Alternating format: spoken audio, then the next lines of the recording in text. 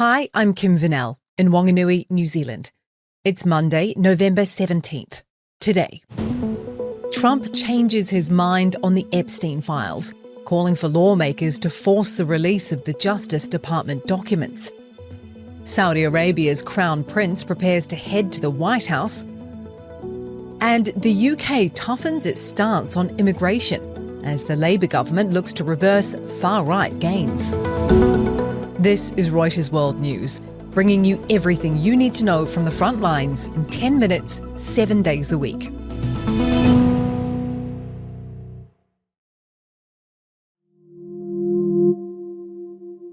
President Donald Trump is calling on lawmakers to vote to release the Epstein files, saying, quote, "We have nothing to hide." Trump made the comments in a post on Truth Social. The House of Representatives is due to vote as early as this week to force the Justice Department to release a swathe of documents related to late sex offender Jeffrey Epstein.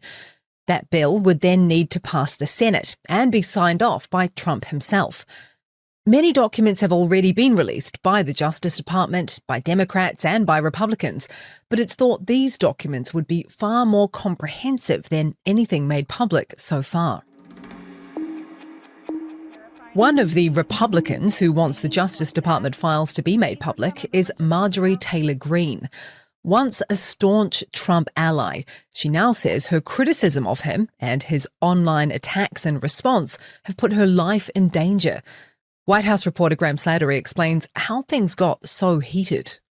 She's been critical of Trump for focusing so much on international affairs in the first 10 months of his term. One of the tenets of sort of Trumpian political philosophy, many Trump supporters thought, was that it was a neo-isolationist policy, or at least one that was skeptical of military intervention or the threat thereof. But the biggest issue is Greene's vote in the House for the Epstein file release. Essentially, this measure is called a discharge petition, and it basically got the final vote it needed when the House came back into session after the government shutdown ended. It got the votes necessary with MTG's vote, and that's really upset the White House and Trump personally. So there's two serious rifts here. I don't think any Republicans are going to vote Democratic next year in the congressional elections, but this is a turnout game. If Trump's base is disenchanted, they're just not going to show up in the numbers they need to, and that's going to make a difference. In a Truth Social post, Trump says she's making herself a victim and that no one cares about this, quote, traitor to our country. Protests in Charlotte as federal agents arrested more than 80 people in just 5 hours in North Carolina over the weekend. It's a major escalation of President Trump's mass deportation campaign. US Border Patrol says the arrests involved people with significant criminal and immigration history. The Department of Homeland Security says the Charlotte raids were in response to local officials refusing to carry out more than 1,000 detainer requests, which allow suspects to be held for up to 48 hours beyond the time they would ordinarily be released. Wall Street faces a big week of earnings and data, including Thursday's delayed September jobs report, although private surveys have already flagged a labour market slowdown. The real focus is 19 speeches from Federal Reserve officials on the agenda for this week, which markets will scrutinise for rate clues. And on earnings, Home Depot, Target and Walmart report, as does Nvidia. Its results will test the AI rally that's pushed shares up more than 40% this year and past a $5 trillion market cap. Plus, some markets news from the other side of the world. The Japanese economy has shrunk. A drop in exports caused by US tariffs has resulted in the first contraction in 6 quarters. The US military has released footage it says shows another attack on a drug smuggling boat in the Eastern Pacific. The Pentagon says 3 people were killed when the vessel, allegedly carrying narcotics along a known trafficking route, was attacked by US troops in international waters. The US has carried out more than 20 similar strikes in the past 3 months as part of an effort to disrupt the flow of narcotics into the States. More than 80 people have been killed. Critics say the raids may violate international law, but the Trump administration says it has legal authority and military personnel who carry out the attacks are immune from prosecution. Despite accusing Venezuela's President Nicolas Maduro of leading one of the drug cartels, the Cartel de los Soles, President Trump now says he's open to meeting with him. We may be having some discussions with Maduro, and we'll see how that turns out. They would like to talk.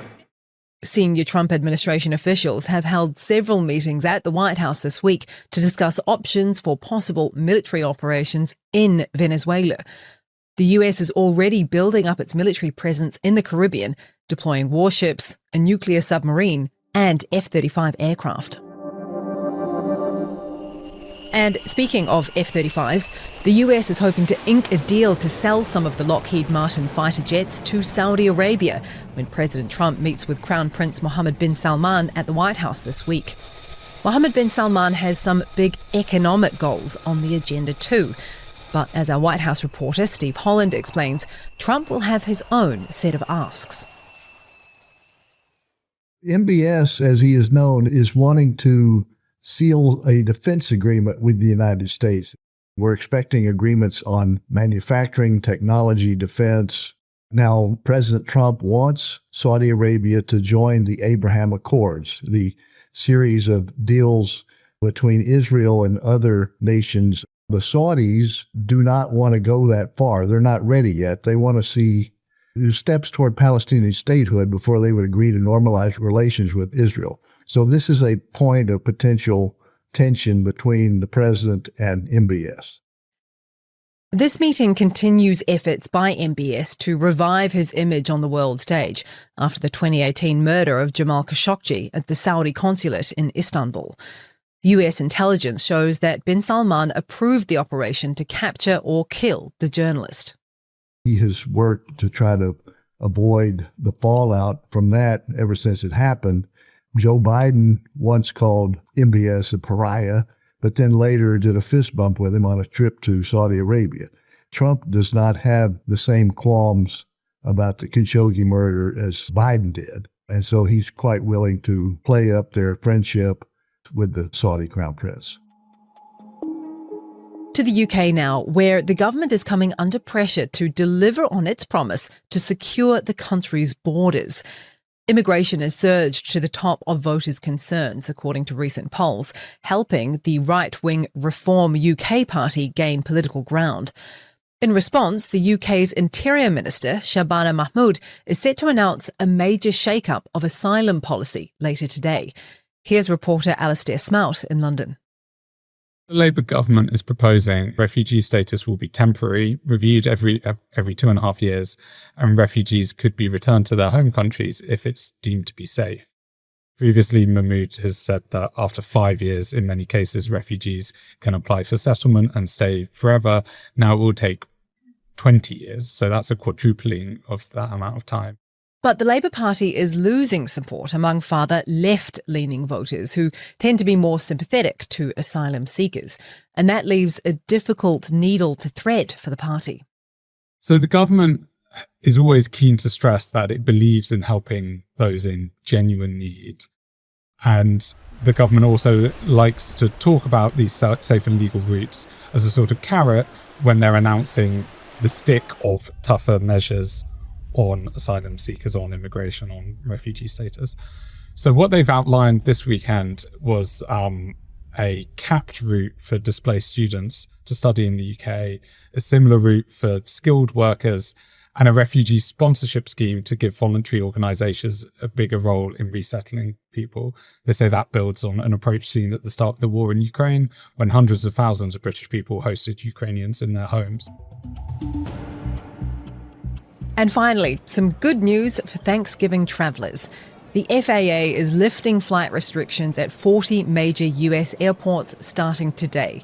The cuts were imposed during the federal shutdown over air traffic controller shortages, but officials say staffing concerns have eased.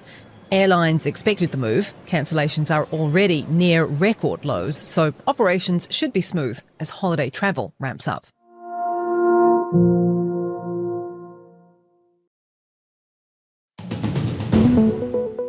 And for today's recommended read, Taiwan will, for the first time, begin distributing millions of security handbooks to households across the country. It's an unprecedented effort to prepare residents for emergencies, such as a Chinese attack. It also includes a reminder that any claims of Taiwanese surrender should be considered false. There's a link to that story in the description. For more on any of the stories from today, check out Reuters.com or the Reuters app. Don't forget to follow us on your favourite podcast player. If you're listening on a smart speaker, just ask for the latest news from Reuters 7 days a week. We'll be back tomorrow with our daily headline show.